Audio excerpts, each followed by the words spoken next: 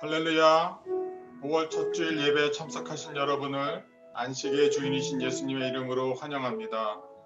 이 시간 주님께서 마음의 눈을 여사 우리를 부르신 소망과 약속과 능력의 위대하심을 알게 해주심을 선포합니다. 코로나 바이러스 사태가 사라지고 참된 생명 가운데 믿음과 능력으로 살게 하시는 주님을 예배하시겠습니다. 기도하겠습니다.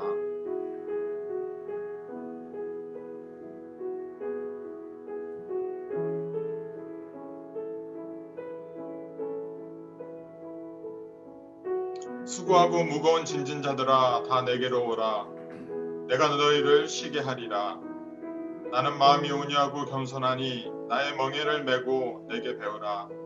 그리하면 너희 마음이 쉼을 얻으리니 이는 내 멍에는 쉽고 내 짐은 가벼움이라 하시니라. 하느님 아버지 감사합니다. 참된 안식으로 우리를 부르시는 주님. 그동안 우리 생활이 많이 변했습니다. 그 가운데 우리의 마음도 삶도 바뀌었습니다. 이 시간 주님을 예배하며 우리의 인생이 변화받는 귀한 은혜를 저희 가운데 이루어 주시옵소서. 부활하시고 살아계신 주님이 오늘 나의 하나님 되심을 알게 해 주시옵소서. 영원하신 이름 지극히 높으신 주 예수 그리스도의 이름으로 기도했습니다. 아멘. 우리 이 시간에 김승섭 집사님께서 대표 기도해 주시겠습니다. 아버지께 거룩한 주일을 맞아 저희들 그 어느 때보다 절실한 마음으로 예배를 올립니다.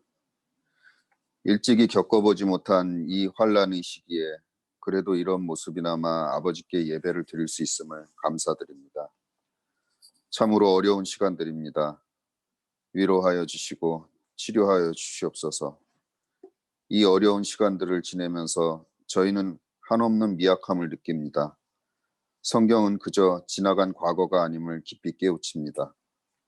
말씀대로 지키지 못함을 회개합니다. 메마른 세상에서 주님의 빛이 되지 못하고 소금이 되지 못했음을 회개합니다. 저희는 주님을 부르지만 마음속에는 항상 걱정이 있고 근심이 가득합니다. 항상 어리석고 아프고 바랍니다.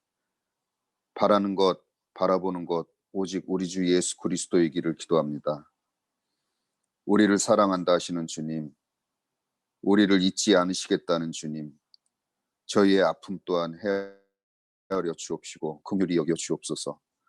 너무도 작은 저희들은 할 수 있는 것이 많지 않습니다.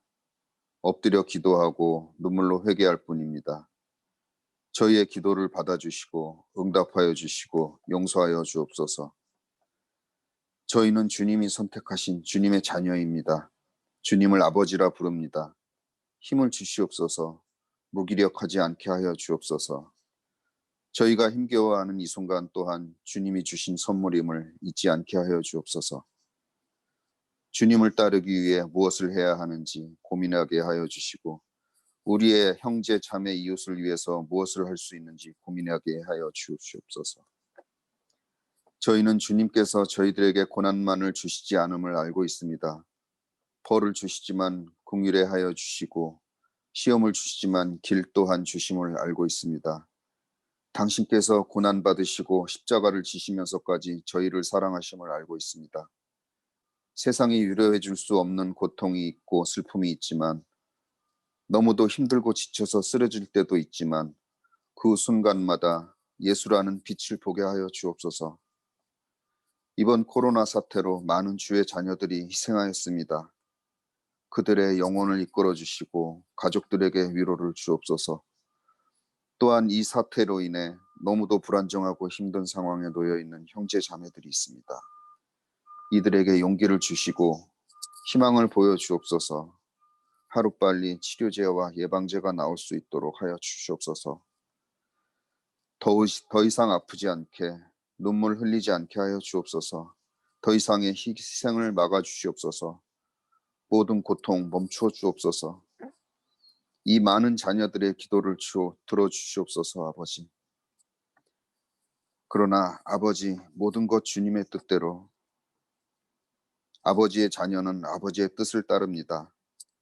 주님께서 주신 이 세상에서 저희의 삶은 끝이 있지만 그 후를 바라보며 살아갑니다. 가난한 저희 영혼에 믿음을 주옵시고 평안함을 주시옵소서. 사랑의 그 이름, 우리 주 예수 그리스도의 이름으로 기도드렸습니다. 아멘. 오늘 주님이 주시는 말씀은 열왕기상 19장 1절에서 18절 말씀이 되겠습니다.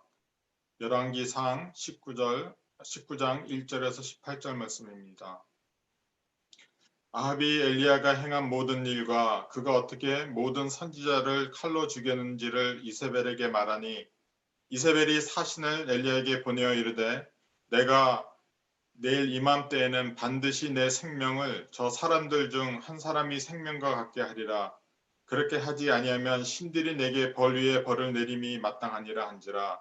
그가 이 형편을 보고 일어나 자기의 생명을 위해 도망하여 유다에 속한 베엘세바에 이르러 자기의 사원을 그곳에 머물게 하고 자기 자신은 광야로 들어가 하룻길쯤 가서 한 로뎀나무 아래에 앉아서 자기가 죽기를 원하여 이르되 여호와여 넉넉하오니 지금 내 생명을 거두시옵소서. 나는 내 조상들보다 낫지 못하나이다 하고 로뎀나무 아래에 누워 자더니 천사가 그를 어루만지며 그에게 이르되 일어나서 먹으라 하는지라. 본즉 머리밭에 숯불에 구운 떡과 한 병 물이 있더라. 이에 먹고 마시고 다시 누웠더니 여호와의 천사가 또다시 와서 어루만지며 이르되 일어나 먹으라. 내가 갈 길을 다 가지 못할까 하노라 하는지라. 이에 일어나 먹고 마시고 그 음식물의 힘을 의지하여 40주 40야를 가서 하나님의 산 호렙에 이르니라. 엘리야가 그곳 굴에 들어가 거기서 머물더니 여호와의 말씀이 그에게 임하여 이르시되 엘리야야 내가 어찌하여 여기 있느냐. 그가 대답하되 내가 만군의 여호와 하나님 여호와께 열심히 유별하오니 이는 이스라엘 자손이 주의 언약을 버리고 주의 제단을 헐며 칼로 주의 선지자들을 죽였음이오며 오직 나만 남았거늘 그들이 내 생명을 찾아 빼앗으려 하나이다. 여호와께서 이르시되 너는 나가서 여호와 앞에서 산에 서라 하시더니 여호와께서 지나가시는데 여호와 앞에 크고 강한 바람이 산을 가르고 바위를 부수나 바람 가운데서 여호와께서 계시지 아니하며 바람 후에 지진이 있으나 지진 가운데에도 여호와께서 계시지 아니하며 또 지진 후에 불이 있으나 불 가운데에도 여호와께서 계시지 아니하더니 불 후에 세미한 소리가 있는지라. 엘리야가 듣고 겉옷으로 얼굴을 가리고 나가 굴 어귀에 섬에 소리가 그에게 임하여 이르시되 엘리야야 내가 어찌하여 여기 있느냐. 그가 대답하되 내가 만군의 하나님 여호와께 열심히 유별하오니 이는 이스라엘 자손이 주의 언약을 버리고 주의 제단을 헐며 칼로 주의 선지자들을 죽였음이오며 오직 나만 남았거늘 그들이 내 생명을 찾아 빼앗으려 하나이다. 여호와께서 그에게 이르시되 너는 내 길을 돌이켜 광야를 통하여 다메섹에 가서 이르거든 하사엘에게 기름을 부어 아람의 왕이 되게 하고 너는 또 님시 아들 예후에게 기름을 부어 이스라엘의 왕이 되게 하고 또 아벳므홀라 사밧의 아들 엘리사에게 기름을 부어 너를 대신하여 선지자가 되게 하라. 하사엘의 칼을 피하는 자를 예후가 죽일 것이요 예후의 칼을 피하는 자를 엘리사가 죽이리라. 그러나 내가 이스라엘 가운데 7,000명을 남기리니 다 바알에게 무릎을 꿇지 아니하고 다 바알에게 입맞추지 아니한 자니라. 아멘. 할렐루야. 오늘 아침에 우리가 다 같이 주께서 준비하신 귀한 은혜의 말씀을 통해 참된 소망과 또 참된 쉼과 참된 회복이 있기를 축원합니다. 오늘은 우리의 삶이 중단될 때 시리즈 마지막 세 번째 엘리야의 쉼 그리고 회복이라는 제목을 가지고 여러분과 은혜를 나누기 원합니다. 이 열왕기상 19장은 정말 그 열왕기상 18장에 있었던 너무나도 통쾌하고 놀랍고 감격스러운 그 갈멜산에서 있었던 엘리야와 또 바알 선지자들의 그 대결, 그죠? 그래서 450명의 바알 선지자들이 소리 지르고 춤을 추며 자기 몸을 찢으며 바알에게 부르짖었지만 아무 일도 일어나지 않았었습니다. 그러나 엘리야가 하나님께 기도하고 부르짖었을 때 하늘에서 불이 내려와 그 물에 적셔진 송아지와 그 제단을 불로 완전히 태우시고, 하나님은 살아계신 하나님이라는 것을 아합 왕과 백성들 앞에서 확실하게 보여주셨던, 너무나도 놀랍고 너무나도 감격스러운 그런 장면이었습니다. 그런데 그 일이 일어난 그 바로 뒤에 지금 엘리야는 좌절하고 낙심하며 두려움에 쌓여서 자기를 죽여달라고 부르짖고 있습니다. 무슨 일이 일어났던 것일까요? 왜 엘리야는 정말 가장 놀라운 승리 후에 이렇게도 철저히 낙심하고 좌절하고 있는지, 우리가 이 말씀을 통해 이 어려운 상황을 지나가고 있는 우리에게 하나님이 하시는 말씀과 또 끼쳐주기 원하는 은혜와 위로는 무엇인지 돌아보기 원합니다. 정말 엘리야는 등장할 때부터 굉장히 하나님의 함께 하시며 하나님의 베풀어 주시며 도와주심을 넘치게 받은 그런 사람이었습니다. 자기의 말대로 여호와를 위한 열심이 유별난 사람이었습니다. 그래서 그가 정말 이 나라에 기근이 이제 임해서 너희들이 우상 숭배를 하기 때문에 앞으로 비가 오지 않을 것이라고 선포했을 때 하나님은 그의 말을 들어주셨고 3년 반 동안이나 이 땅에 비가 오지 않는, 그래서 사람들이 엄청난 고통 속에 있었던 것을 우리가 압니다. 그러나 당사자인 엘리야는 그릿시네가에서 하나님께서 그를 거기 숨겨주시고 아침과 저녁으로 까마귀를 통해서 떡과 고기를 물어다 주고 그것으로 연명케 하셨으며, 또 사렙다 과부에게 그를 보내시어 이제 마지막 남은 밀가루 조금과 기름 한 방울로 떡을 먹고 아들이랑 죽으려고 했던 그 여자를 살리시고 가뭄이 멈출 때까지 밀가루가 없어지지 아니하고 병에 기름이 마르지 않도록 하나님은 기적을 베풀어 주시고 엘리야를 연명시켜 주셨습니다. 그 엘리야가 이제 아합 왕과 450명의 그 바알 선지자와 모든 백성들 앞에서 하나님 앞에 기도했을 때 불이 떨어져서 하나님께 영광 돌릴 수 있는 그 놀라운 제사를 지냈고, 또 그 자리에서 바알 선지자 450명을 칼로 죽였습니다. 그리고 그가 기도했을 때 3년 반에 가뭄이 그치고 비가 쏟아지기 시작했고, 비가 온다고 구름이 나타났다고 아합 왕에게 먼저 병거를 타고 이스라엘로 가시라고 얘기했던 엘리야가 성령의 충만함으로 병거를 타고 미리 떠난 아합 왕을 제치고 먼저 이스라엘에 도착하는 그런 놀라운 기적도 체험하였습니다. 그리고 나서 이 사단이 벌어졌습니다. 엘리야는 한 여인, 아합 왕의 부인인 이세벨이 그에게 사신을 보냈습니다. 그래서 내가 내일 이맘때에 반드시 너를 죽일 것이고 너를 죽이지 않으면 내가 섬기는 신들에게 내가 벌을 받을 것이라는 으름장을 받습니다. 여기서 모든 것이 와르르르 무너지는 것을 우리가 봅니다. 왜 이런 일이 일어났을까요?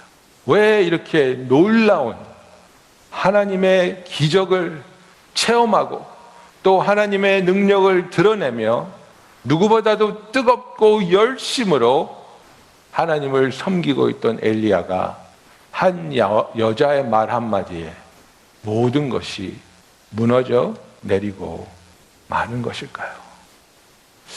참 안타깝기도 하고 굉장히 놀라운 그런 상황입니다.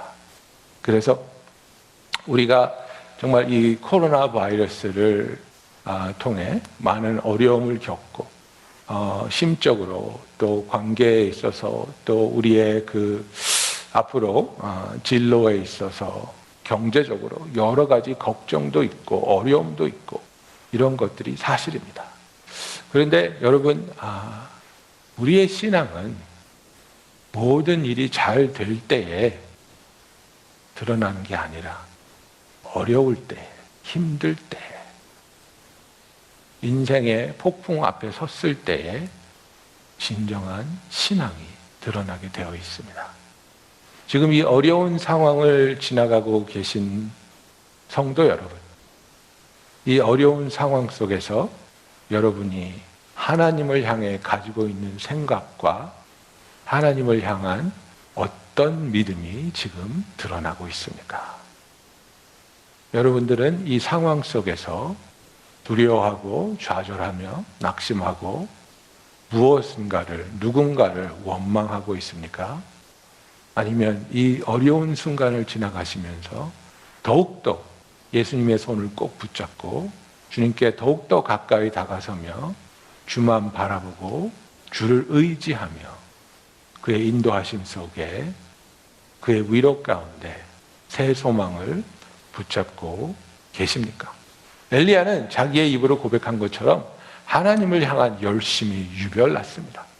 그죠? I have been very jealous for the Lord. 이렇게 얘기하고 있습니다. 정말 누구보다도 뛰어난 열정을 가지고 하나님을 사랑하고 하나님을 섬겼다고 고백하고 있습니다. 나쁜 것이 아닙니다. 좋은 거죠. 아름다운 것이죠. 정말 주님을 사랑하고 주님께 나의 모든 것을 드리며 뜨거운 마음으로 하나님의 나라가 임하기를 구하고 하나님이 역사하시며 부흥이 일어나기를 기도한다는 것, 아름다운 것입니다. 그런데 우리의 노력과 열심을 내는 와중에 우리는 기대라는 것을 갖게 됩니다. 내가 이렇게 열심히 하고 이렇게 노력하고 이렇게 기도하고 이렇게 금식하고 이렇게 부르짖으니까 이 모든 노력에 대한 대가가 있을 것이고 그 대가를 기대하는 동안 우리는 잠시 동안 행복할 수도 있습니다. 그런데 여기서 우리가 정말 조심해야 되는 것은 바로 이것입니다, 여러분. 나의 그 기대와 상상이 절대로 하나님의 주권을 넘어서면 안 된다는 사실.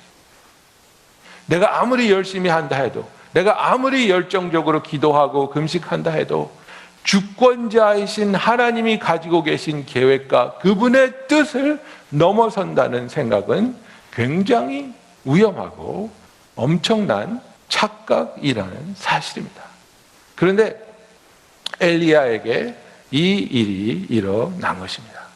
지금 열심히 하나님과 동행하며 하나님을 섬기며 그의 백성이 하나님께로 돌아오기를 기도했으며 이 여러 가지 일들을 행하면서 그에게는 기대가 있었습니다. 바람이 있었습니다.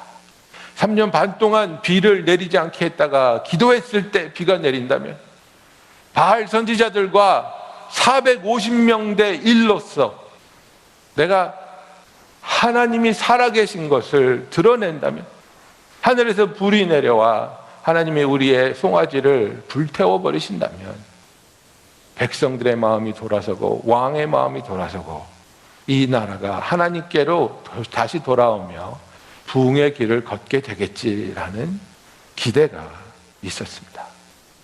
그래서 그 기대감을 우리는 어디서 볼 수 있습니까? 18장에 보면 후반부에 이제 불이 내려와서 송아지를 제물을 다 불살르고 백성들이 하나님이 정말 하나님이시구나라는 것을 깨닫게 되었을 때 그 자리에서 바알 선지자들 450명을 칼로 죽입니다. 엄청난 일이죠. 그리고 나서 엘리야가 아합을 대하는 모습이 180도 바뀝니다. 그전에는 적대감을 드러내고 야단치고 그죠? 그랬는데 자기가 기도하러 올라가면서 아합 왕에게 그럽니다. 비가 올 테니까 왕께서는 음식 좀 드시고 마실 것 좀 마시세요. 굉장히 부드러워집니다. 그리고 이제 7번을 기도해서 7번째 기도했을 때 그 손바닥만한 구름이 하늘에 나타나지 않습니까? 그리고 나서 엘리야가 왕한테 다시 와서 뭐라 그럽니까? 이제 곧 큰 비가 올 테니까 왕이시여 서둘러서 병거를 타고 이스라엘로 돌아가세요. 비가 오기 시작하면 진흙밭이 생기고 병거는 진흙을 잘 지나가지 못하지 않습니까? 왕에게 아주 친절하게 편의를, 도움을 주고 있습니다. 왜 그렇습니까? 아부하는 겁니까? 아니죠. 기대감이 있었습니다. 하나님이 이렇게까지 능력을 보이셨는데, 하나님이 이렇게까지 역사하시고 불을 내리시며 이 바알 선지자들을 다 죽이고 백성들의 마음이 하나님께로 돌아선 것을 이 왕이 보았을진데, 이제는 왕이 돌아가서 마음을 돌이키고 나를 다시 하나님의 선지자로 세워서 이 나라가 온전히 하나님께로 돌아오는 그 역사가 있겠지 기대하고 있었습니다. 그래서 자기가 어디 있는지를 숨기지 않았습니다.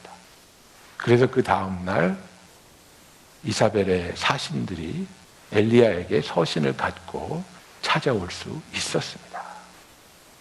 그래서 이 서신을 펼쳐보는 겁니다.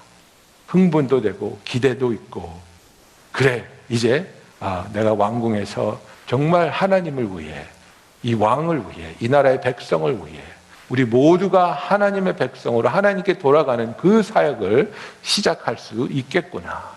그 기대감으로 서신을 쫙 펼쳤는데 무슨 말이 써 있습니까? 너 내일 죽어.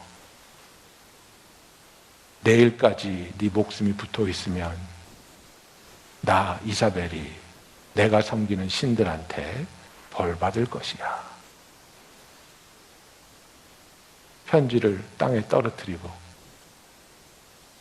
엘리야는 자기가 상상했던, 자기가 기대했던 그 모든 것이 어긋나 있음을 깨닫게 되면서 두려움에, 낙심에, 실망에 무너지고 맙니다. 이렇게까지 했는데도 변화가 없구나. 이렇게까지 했는데도 아무것도 바뀐 것이 없구나.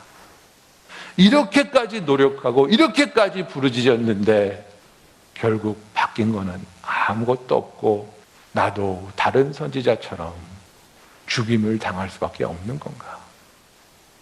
하나님에 대한 원망, 바뀌지 않는 현실에 대한 그 답답함, 자기가 지금까지 해온 곳에 대한 회의, 이런 것들이 엘리야를 사로잡고 그는 여기서 무너지고 마는 것입니다. 이렇게 무너져서 죽음을 구하고 있는 엘리야를 위해서 하나님은 그를 찾아오십니다. 그리고 그를 위로하시고 그를 회복시켜 주시는, 너무나도 아름답고 너무나도 우리의 마음에 기쁨과 소망으로 채워주는 굉장히 소중한 열왕기상 19장의 말씀이 되겠습니다. 어떤 이유인지는 모르겠는데요. 이 열왕기상 19장에 보면, 영어로 보면 behold라는 단어가 5번 나옵니다.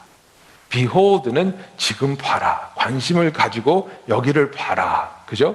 굉장히 우리의 시선을 끄는 강력한 단어입니다. behold, listen carefully, 이런 말인데, 이게 이제 5구절에서 5번 나오게 되는데, 이 behold라는 말이 한국어 성경에는 번역이 되지 않고 드러나지 않습니다. 그래서 제가 하이라이트를 해드릴게요. 이게 5절, 6절, 9절, 11절, 13절 이렇게 나오는데요.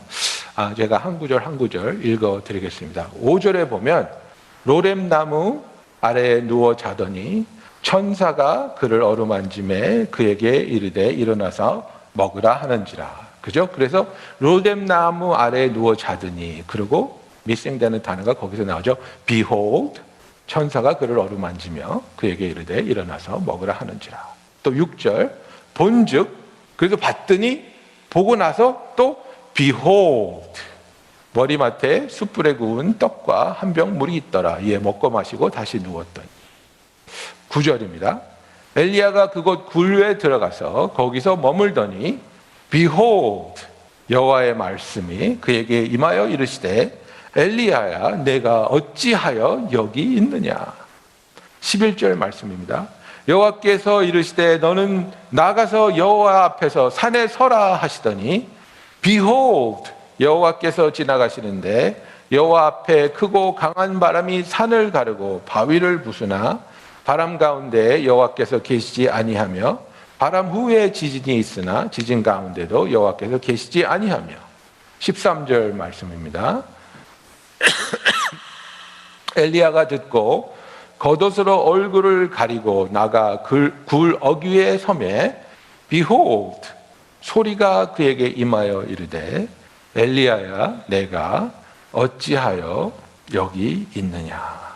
그래서 이 열왕기상 19장에서 5번 Behold라는 단어가 나오면서 이 부분이 굉장히 중요하며 큰 의미가 있다는 것을 우리에게 말하여 주고 있습니다. 그래서 이 5구절을 우리가 보면서 엘리야는 그렇게 놀라운 뛰어난 하나님이 주신 영성과 또 하나님을 향한 뜨거운 열심이 있었음에도 불구하고 한 여인의 협박에 무너질 수밖에 없었는가. 우리가 오늘 돌아보는 시간 되기 원합니다. 이렇게 열심히 성공했는데 이 성공에 대한 대가가 여왕이 내가 내일 널 죽일 것이야. 이 죽음에 대한 두려움 때문에 엘리야가 무너졌다? 그렇지 않습니다. 이사벨이 엘리야를 죽이려고 했으면 그냥 사신들을 보내서 그 자리에서 찔러 죽였겠죠. 이 서신을 보낸 이유는 그를 죽이려는 것이 아니라 그를 협박해서 그를 쫓아내려는 그런 의도였습니다. 그리고 엘리야 자신도 뭐 죽음을 두려워하는 사람은 아니었습니다. 하나님한테 부르짖은 게 뭡니까? 나 죽여주세요. 나를 죽여주세요 였습니다. 그러면 제가 말씀드린 대로 우리가 엘리야의 그 삶을 잠깐만 들여다보면 어디서부터인지 하나님의 놀랍게 함께 하시고 도우시며 또 그에게 능력 주심을 통해서 기적을 베풀어 주심으로 인해 자기의 열심을 통한 자기의 열정을 통한 하나님으로부터 내 노력에 대한 대가가 응당히 임해야 된다는 그 sense of entitlement, 그죠? 나는 이렇게 열심히 했으니까 이것에 대한 응당한 대가가 반드시 있어야 된다는 생각이 차츰차츰 그의 삶에 자리 잡기 시작했던 것 같습니다. 그래서 이제 그 19장 4절에 보면 이렇게 얘기하죠. 자기 자신은 광야로 들어가서 하루길쯤 가서 한 로뎀 나무 아래에 앉아서 자기가 죽기를 원하여 이르되 여호와여 넉넉하오니 지금 내 생명을 거두시옵소서. 나는 내 조상보다 낫지 못하나이다. 이렇게 죽음을 구합니다. 근데 이제 그 스렙다의 과부와 함께 살고 있었지 않았습니까? 그런데 살고 있다가 그 과부의 아들이 죽습니다. 갑자기 이제 병을 앓고 죽습니다. 그랬더니 이제 과부가 이제 엘리야한테 하소연하는 거죠. 왜 그때 우리를 죽게 내버려 두지 않고 살게 해갖고 나로 하여금 내 아이가 죽는 것을 경험하게 하는 이 아픔을 나게 주냐고 이제 한탄을 합니다. 그랬더니 아이를 달라고 하고 이제 하나님께 가서 기도를 하는데 열왕기상 17장 20절부터 22절까지 말씀 제가 읽을게요. 여호와께 부르짖어 이르되 내 하나님 여호와여 주께서 또 내가 우거하는 집 과부에게 재앙을 내리사 그 아들이 죽게 하셨나이까 하고 그 아이 위에 몸을 3번 펴서 엎드리고 여호와께 부르짖어 이르되 내 하나님 여호와여 원컨대 이 아이의 혼으로 그의 몸에 돌아오게 하옵소서 하니 여호와께서 엘리야의 소리를 들으심으로 그 아이의 혼이 몸으로 돌아오고 살아난지라. 기도했어요. 부르짖었어요. 그래서 하나님이 그 부르짖음을 듣고 응답하셔서 이 아이를 다시 살렸어요. 그런데 우리가 지금 관심을 가지고 있는 것은 20절입니다. 하나님한테 기도하면서 따지고 있습니다. Why did you bring down this judgment upon this widow? Why did you cause her son to die? 하나님 왜 이 아이를 죽게 해서 나로 하여금 공경에 처하게 하십니까? 이겁니다 지금. 나는 하나님의 일을 열심히 하고 있는데, 하나님을 섬기고 있는데, 하나님을 위해서, 이 나라의 영적인 부흥을 위해서, 회복을 위해서 내가 이렇게 열심히 하고 있는데 Why did you allow the son to die? 따지는 겁니다. 하나님, 이건 아니죠. 날 도와주셔야죠. 이런 어려움이 일어나지 않게 막아주셨어야죠. 내가 열심히 하고 있는데, 내가 최선을 다하고 있는데, 내가 이렇게 하나님을 사랑하는데 하나님이 내 뒤를 좀 봐주시고 막아주셔야 되는 거 아닙니까? 이런 생각이 엘리야의 마음에 깃들기 시작했는 것 같아요. 그래서 그 놀라운 갈멜산 위에서의 역사를 통해서 자기 생각과 자기의 기대는 뭐였습니까? 아합 왕과 함께 하나님께로 마음이 돌이켜진 백성들이 진정한 하나님의 백성들로 거듭나서 하나님을 영화롭게 한다는 그런 그림을 그리고 있었던 겁니다. 내가 이렇게 열심히 해서 이렇게 놀라운 일들이 일어나고 정말 이 많은 백성들이 바알 선지자들 450명을 다 죽이는데 그것을 막지 않고 방해하지 아니하고 아합 왕조차도 그것을 허락하고 이제는 정말 꽃길을 걸을 일만 남았다고 생각했는데 하나님 이것도 못 막아주십니까? 이 여인도 하나 못 막아주십니까? 이겁니다. 나 안 해 이제. 나 안 해. 관둘래. 너무나 큰 마음의 상처와 낙심과 원망이 자리를 잡았습니다.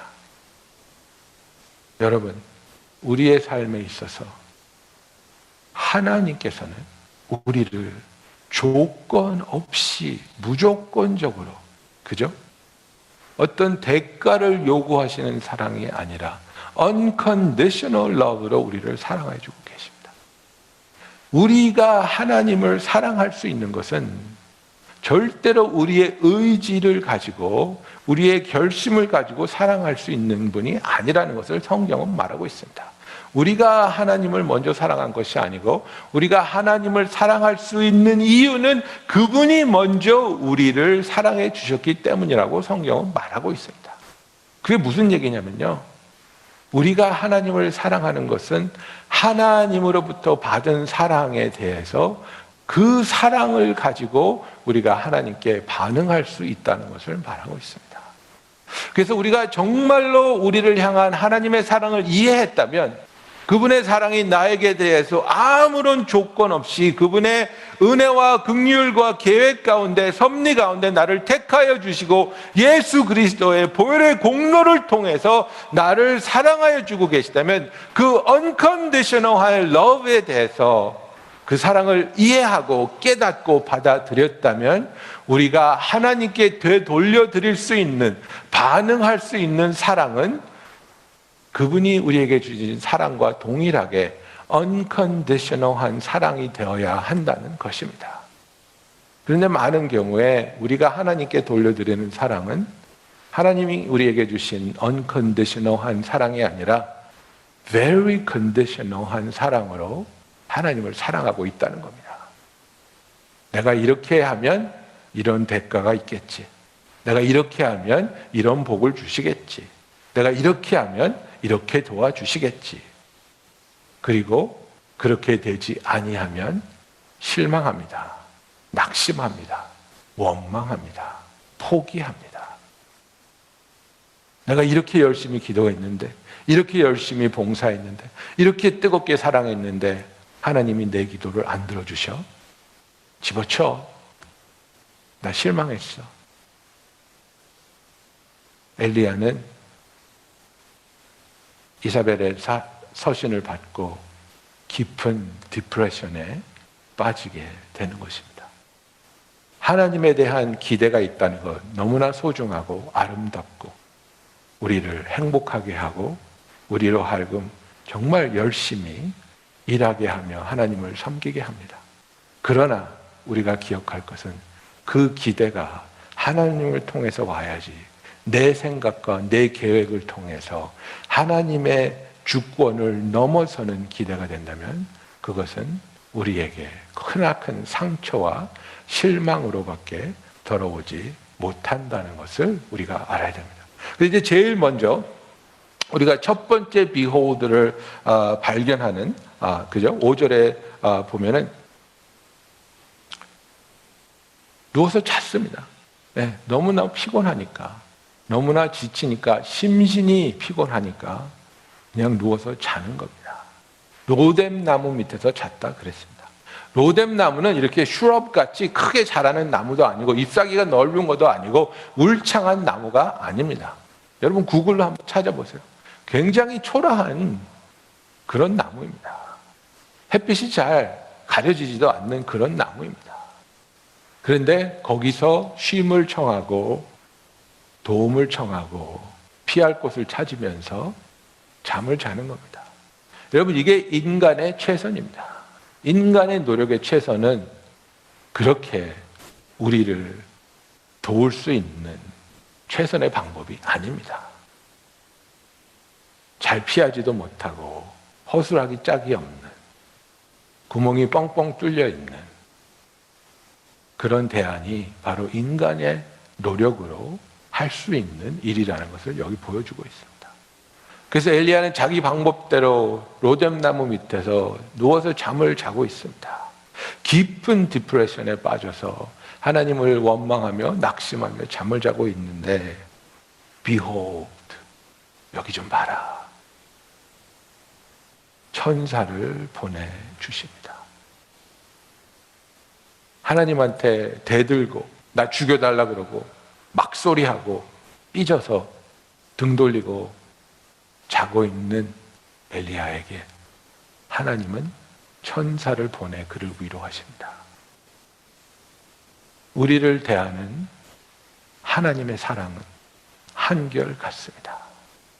우리가 하나님 앞에서 순종하고 아멘하고 예하고 기뻐할 때 하나님이 우리를 이뻐해 주시고 어루만져 주시지만 하나님한테 삐지고 하나님한테 막소리하고 원망하고 대들고 있을 때 몽둥이를 들어서 우리를 때리는 하나님이 아니라 그럼에도 불구하고 오해하고 있고 낙심하고 있고 좌절하고 있음에도 불구하고 자기만의 방법으로 하나님을 의지하지 않고 자기 자신을 위로하려고 하는 이 엘리야에게 하나님은 사랑으로 신실함으로 다가가 주시고 그를 위로하고 있습니다. 그리고 그에게 잠을 허락하시고 쉼을 허락하시며 먹을 것을 베풀어 주고 있습니다. 정말 하나님의 사랑. 그가 6절에 보면 이 두 번째 비홀드가 나오지 않습니까? 본즉 behold 머리맡에 숯불에 구운 떡과 한 병 물이 있더라. 이에 먹고 마시고 다시 누웠다니. 5절에 보면 천사가 와서 그를 어루만지며 그에게 이르되 일어나서 먹으라. 그를 위로합니다. 그를 격려합니다. 그리고 숯불에 구운 떡과 물을 한 병 주시면서 더 먹고 더 쉬어라. 그래서 이 엘리야로 하여금 그가 이제 가야 할 길, 회복의 길을 가야 하는데 그 회복 전에 그에게 쉼을 허락하시는 하나님을 우리가 여기서 보고 있습니다. 7절에 보면 여호와의 천사가 또 다시 와서 어루만지며 이르되 일어나 먹으라. 내가 갈 길을 다 가지 못할까 하노라 하는지라. 이에 일어나 먹고 마시고 그 음식물의 힘을 의지하여 40주 40야를 가서 하나님의 산 호렙에 이르니라 그랬습니다. 40 days and 40 nights. 40일을 밤낮으로 달려서 호렙산에 도착하게 됩니다. 그런데 지금 지리적으로 보면 엘리야가 있던 곳에서 호렙산은 그렇게 먼 곳이 아닙니다. 그냥 부지런히 걸으면 일주일 아니면 8일 정도면 도착할 수 있는 곳을 말합니다. 그러나 여기서 나오는 40일이라는 숫자는 굉장히 상징적이죠. 모세가 하나님을 대면할 때 40일 동안 음식을 먹지 않고 하나님과 함께 있었습니다. 예수님이 광야에 이끌려 금식하시고 사역을 준비할 때 40일을 금식하신 것을 우리가 볼 수 있습니다. 이스라엘 백성이 하나님께 불순종하고 원망하였을 때 그들은 광야에서 40년이라는 세월을 돌아다닌 것을 우리가 합니다. 엘리야가 40일을 걸려서 호렙산에 도착했다는 것은 그만큼 방황하며 부르짖으며 괴로워하며 몸부림쳤다는 것을 여기서 말하고 있습니다. 회복하는데 기력이 필요하다고 천사가 말했습니다.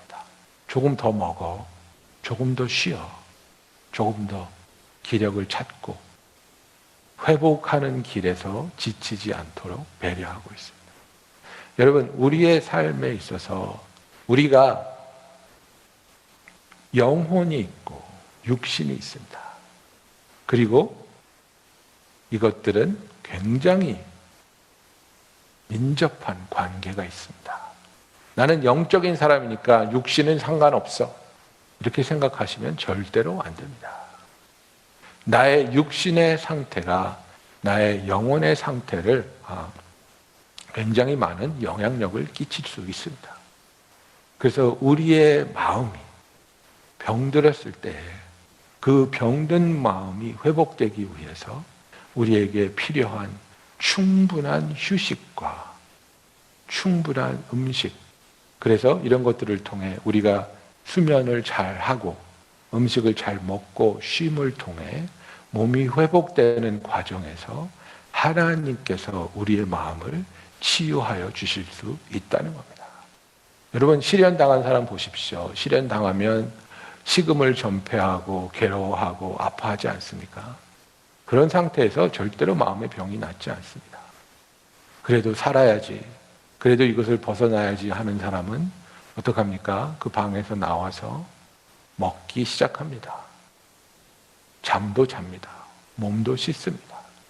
그래서 이 휴식을 통해서, 쉼을 통해서 회복할 수 있는 기반을 갖추게 된다는 사실입니다. 그래서 이제 그 엘리야가 하나님이 부르신 호렙산을 향하여 40일 동안 나아가고 있습니다. 그래서 호렙산에 왔을 때에 그는 동굴로 들어갑니다. 이 동굴에 들어간다는 것은 아무도 없는 곳, 정말 내 내면 깊은 곳에서 다른 그 누구의 음성도 듣지 않고 하나님의 음성을 구한다는 의미가 있습니다. 다윗이 아둘람의 동굴 속에서 회복이 시작된 것처럼 그 괴로운 순간, 아픈 순간, 좌절되고 어려운 순간에서 우리가 하나님을 구할 수 있는 그 동굴 안으로 하나님을 만날 수 있는 곳에 찾아갈 수 있기를 예수님의 이름으로 축원합니다. 그리고 그 동굴 안으로 들어섰을 때 또 한 번의 behold라는 단어가 나옵니다. 그죠? behold. 하나님께서 엘리야에게 질문하십니다. 내가 어찌하여 여기 있느냐? 이렇게 말하고 있습니다. ESV에 보면 What are you doing here? 네가 여기서 뭐 하고 있니? 또 다른 성경 버전을 보면 Why are you here, Elijah? 이렇게 물어보고 있습니다. 그래서 네가 어떻게 해서 여기까지 오게 되었니? 무슨 생각과 무슨 판단과 무슨 결정으로 인해서 너는 지금 이곳까지 오게 되었느냐? 하나님이 묻고 계십니다. 그랬더니 엘리야가 정말 쏜살같이 입에서 그 대답이, 그 원망이 튀어나오고 있습니다. 대답하되 내가 만군의 하나님 여호와께 열심히 유별하오니 이는 이스라엘 자손이 주의 언약을 버리고 주의 제단을 헐며 칼로 주의 선지자들을 죽였음이오며 오직 나만 남았거늘 그들이 내 생명을 찾아 빼앗으려 하나이다 라고 말하고 있습니다. 원망으로 가득 찼습니다. 지금 이 땅에, 지금 이 나라에 당신을 사랑하고 당신을 생각하고 당신을 위하는 사람은 나 하나뿐인데, 나 하나뿐이 안 남았는데 이 모든 백성이 당신을 배반하고 주님의 언약을 저버리고 주의 제단을 헐어내고 우상의 제단을 세우고 선지자들을 다 죽였는데 이제 나까지도 죽이려고 합니다. 거기엔 뭐가 있습니까? 하나님을 향한 원망이 있는 겁니다. 하나님 왜 이들을 막지 않으십니까? 하나님 왜 일이 이 지경이 될 때까지 아무것도 하고 있지 않습니까? 하나님이 지켜줘야 되는 거 아닙니까? 하나님이 도우셔야 되는 거 아닙니까?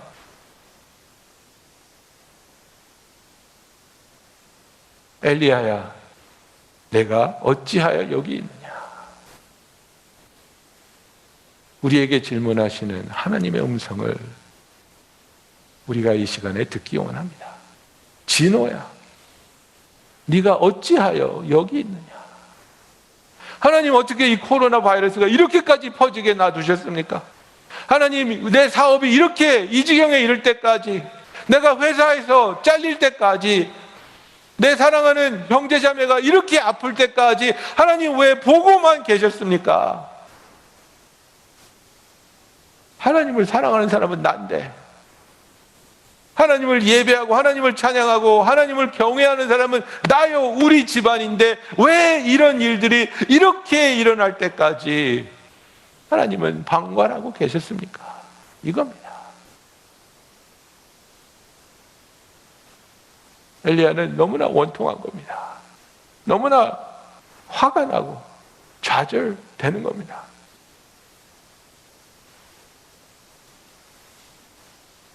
11절에 보면 여호와께서 이르시되 너는 나가서 여호와 앞에서 산에 서라 하시다니. 비호, 여기 또 나오죠. 여호와께서 지나가시는데 여호와 앞에 크고 강한 바람이 산을 가르고 바위를 부수나 바람 가운데 여호와께서 계시지 아니하며 바람 후에 지진이 있으나 지진 가운데에도 여호와께서 계시지 아니하며 또 지진 후에 불이 있으나 불 가운데도 여호와께서 계시지 아니하더니 불 후에 세미한 소리가 있는지라고 말하고 있습니다. 예, 11절에서 나오는 비호, 어떻게 하나님을 만날 수 있는지, 어떻게 하나님을 우리가 만나고 그분의 은혜와 그분의 긍휼과 그분의 사랑 안으로 들어갈 수 있는지 말하고 있습니다. 제일 첫 번째, 비호드라고 하신 다음에 첫 번째 뭡니까? 여호와 앞에 크고 강한 바람이 산을 가르고 바위를 부수나. 여러분, 이런 바람 경험한 적 아무도 없습니다. 바람이 얼마나 세면 산이 갈라지고 바위가 부서집니까? 미국의 토네이도가 심하다고 하지만 이 정도는 아니거든요. 이렇게 강력하면, 이렇게 놀라운 일이 있다면 그곳엔 당연히 하나님이 있겠지. 그러나 그 가운데 여호와께서 계시지 아니하다고 성경은 말하고 있습니다. 그 다음에 지진이 있었습니다. 저는 캘리포니아에서 살았기 때문에 지진을 여러 번 경험했습니다. 노스리지 그 지진 일어났을 때 저희 아버지 주위소에 있는 그 프리웨이 오버패스가 콜랩스 된 것도 봤습니다. 엄청난 파괴력을 갖고 있습니다. 땅에 그 기반이 흔들리는 건데요. 그러나 그곳에도 여호와는 계시지 않았습니다. 세 번째로 지진 후에 불이 있었는데, 파이어이 있었는데, 정말 그 뜨거움, 그 열정스러운 모든 것을 불살라버리고 태워버리는 그 불 가운데 저기는 분명히 하나님이 있겠지, 하나님이 계시겠지. 그러나 그 가운데도 계시지 아니하다고 말하고 있습니다. 하나님은 어디 계셨습니까? 불 후에 세미한 소리가 있는지라고 말하고 있습니다. Still small voice. After the fire, Elijah heard a gentle blowing, a faint whisper, a quiet voice, hushed and low. 여러분, 우리는 하나님을 만난다고 하면 무조건 뜨겁게 불로 지지고 태워야 되고 뒤집어야 되고 흔들려야 되고 무너져야 되고 강력한 태풍 같은 바람으로 모든 것을 흔들어 버리는 지진 가운데 모든 것을 태워버리는 불, 이런 것들을 통해서 하나님을 만나려고 하는데, 하나님은 우리와 진정한 관계를 맺기 원한다는 사실을 절대로 잊어버리면 안 됩니다. 하나님이 이 기적을 행하시면 내가 하나님을 믿을게요. 우리의 엄마의 암을 고쳐주시면 믿을게요. 내 사업을 다시 세우시면 믿을게요. 우리는 하나님과의 관계를 구하는 것이 아니라 하나님의 능력을 나에게 베풀어 달라고 강요하고 있습니다. 수많은 이스라엘 백성들이 예수님한테 계속해서 끊임없이 요구한 게 뭡니까? 우리에게 표적을 보여주십시오. Give us another sign. Another sign. 예수님이 I will not give you any more sign. 내가 너에게 더 이상 표적을 보이지 아니할 것이라고 말씀하시지 않습니까? 왜 그렇습니까? 표적을 아무리 보여줘도 우리가 그 표적 때문에 하나님과의 관계가 시작되지 않는 것이 우리가 깨달아야 하는 진리이기 때문입니다. 저는 믿지 않으시는 분이었는데 부인이 믿는 분이셔서 암에 걸리셨다가 암이 기적적으로 나은 분을 한 번 뵌 적이 있습니다. 교회도 안 나오시고 믿음이 전혀 없는 불신자였는데 정말 부인이 눈물로 기도하시고 또 그 교회에 있는 그 목사님의 그 신유의 은사가 있어서 정말 의사들도 놀라는 기적적으로 암이 치유받으신 분을 압니다. 그분이 예수님을 믿었습니다. 이렇게 얘기하시면 얼마나 좋겠습니까? 굉장히 기뻐했어요. 굉장히 감사했어요. 굉장히 신기해 하셨어요. 그리고 교회에 나와서 인사도 하셨습니다. 그리고 나서 그는 자기의 삶으로 돌아갔습니다.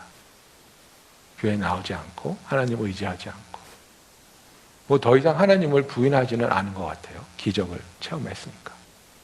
그러나 그 기적이 그로 하여금 하나님과의 진정한 관계로 들어서게 하지는 않았습니다.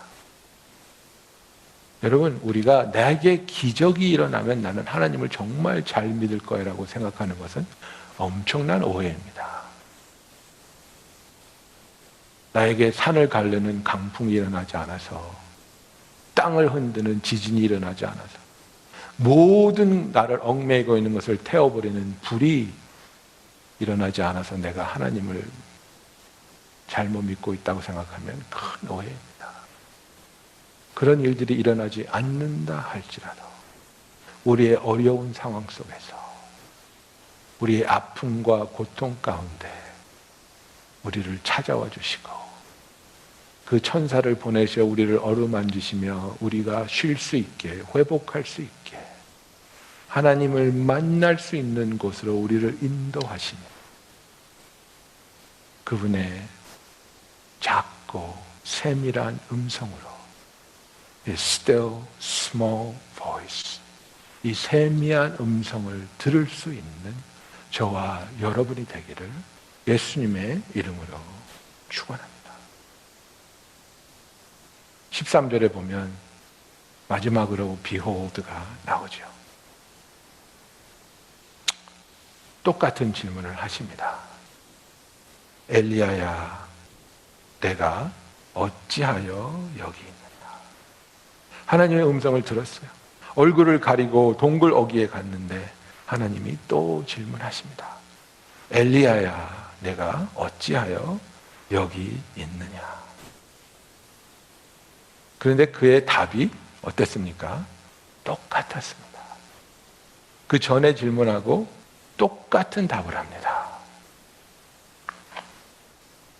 내가 만군의 하나님 여호와께 열심히 유별하오니 이는 이스라엘 자손이 주의 언약을 버리고 주의 제단을 헐며 칼로 주의 선지자들을 죽였으며 오직 나만 남았거늘 그들이 내 생명을 찾아 빼앗으려 하나이다. 이렇게 말하고 있어요.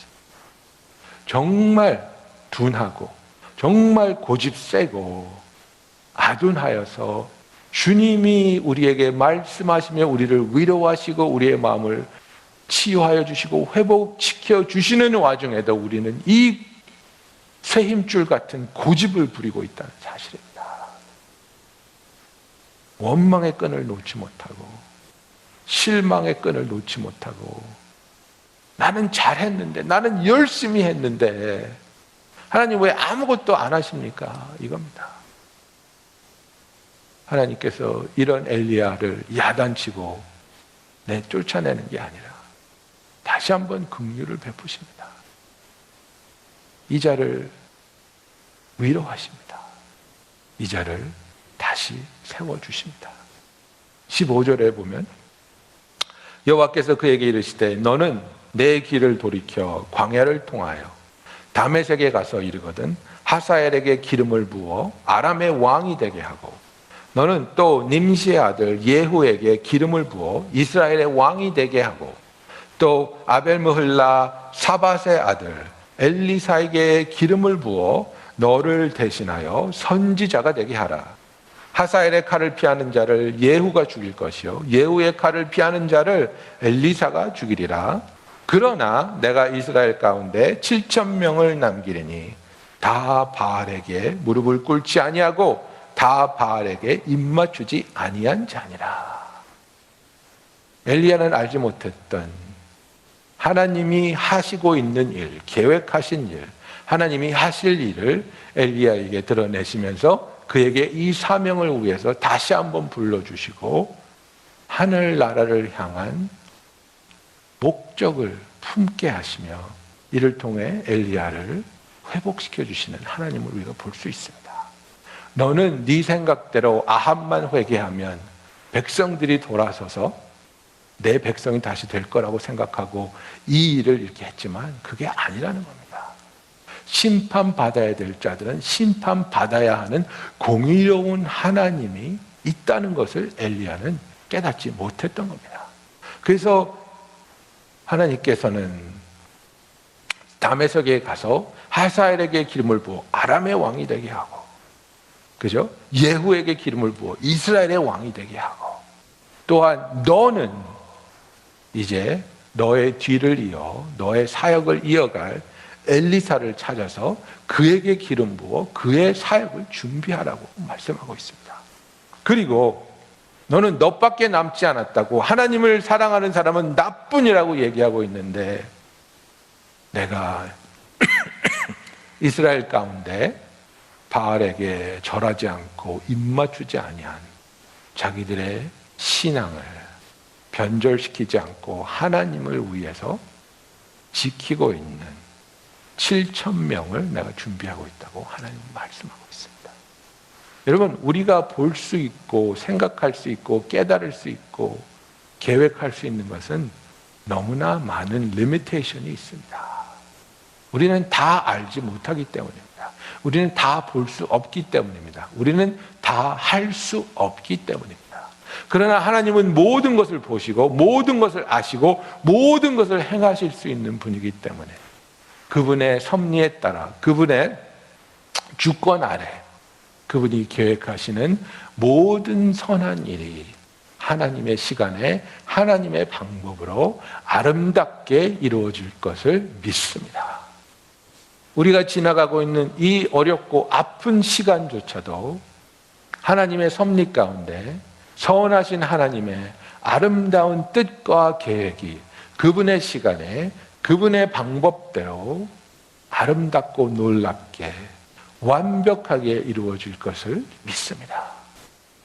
저와 여러분과 우리의 사랑하는 가족과 형제들을 향한 하나님의 뜻이 선하시며 아름다운 것을 믿고 이 어렵고 힘든 상황 속에서 하나님이 우리를 찾아와 주시며 우리를 만나 주시고 우리에게 쉼을 주시며 그리고 이 어려운 시간을 통해 오히려 우리가 광야에서 40밤을 헤매이는 것 같은 뼈를 깎는 것 같은 그런 고통 속에서 하나님을 찾게 하시고 하나님을 만나게 하시며 그의 세밀한 음성을 듣게 하는 놀라운 은혜가 저와 여러분과 우리 가정 위에 임하기를 예수님의 이름으로 축원합니다. 우리 다 같이 기도하는 시간 갖겠습니다. 여러분, 우리가 정말 엘리야의 심정으로 하나님 앞에 오해했던 것, 원망했던 것, 실망했던 것, 하나님은 이 모든 것을 들으실 수 있는 너무나도 크시고 우리를 향한 무한한 사랑이 있는 하나님입니다. 감추지 않고 모든 것을 하나님 앞에 고백하며 하나님 안에서 참된 쉼과 참된 위로를 통해 회복을 누릴 수 있는 저와 여러분이 되기를 원합니다. 사랑해 주님, 감사합니다. 주께서 어려움 속에, 아픔 속에, 지친 가운데 있는 우리를 내버려 두지 아니하시고 우리를 찾아오시며 위로하시며 오직 주님만이 주실 수 있는 그 쉼과 그 회복을 이루어 주심을 감사합니다. 주님, 많은 성도들이 우리가 어려운 시간을 지나가는 것 주님이 아십니다. 주님이 우리를 만나 주시고 주님이 우리에게 그 음성을 들려주시며 우리를 향하신 변치 않는 사랑을 통해 우리가 새로워지고 회복하며 참된 소망이신 주를 붙잡음으로 기쁨 가운데 거하게 하여 주시옵소서. 주님, 오늘도 우리가 예배를 드릴 수 있음을 감사하며 또 주께 예물을 드렸습니다. 정말 어렵고 힘든 가운데 신앙의 고백으로 드리는 이 헌물을 주님이 축복하시며 정말 주님이 복음이 있어야 할 곳에 쓰임 받을 수 있도록 역사하여 주시옵소서. 특히 재정적으로 어려운 성도들 위해 기도합니다. 아버지, 주님이 채워주시옵소서. 주님이 도와주시옵소서. 주님이 살 길을 열어주시고 주님이 그들의 곳간을 주의 축복으로 채워주시옵소서. 이제는 우리 주 예수 그리스도의 은혜와 하나님 아버지의 놀라우신 사랑과 성령의 감화감동 교통하심이 주의 세밀한 음성을 구하는 모든 성도들 위해 지금부터 영원토록 함께 하실지어다. 아멘.